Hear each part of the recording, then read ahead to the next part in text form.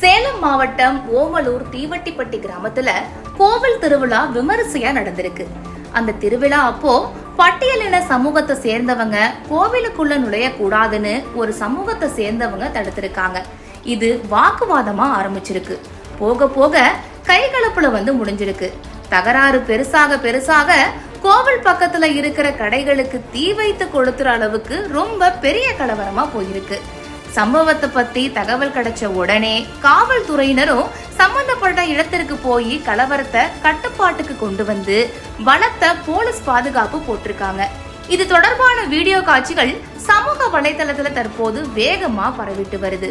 மேலும் கலவரத்தின் போது ஒரு இளைஞரை காவல்துறையினர் சரமாரியாக தாக்கும் வீடியோ காட்சியும் வெளியாகி பரபரப்பை ஏற்படுத்தியிருக்கு.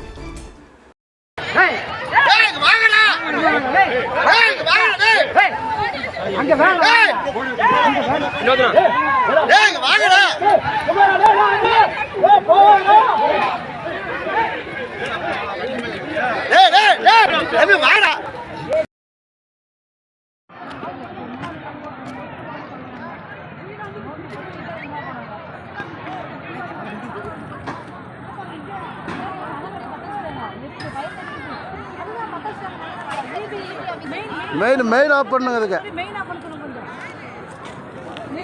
அடிச்சிருச்சு.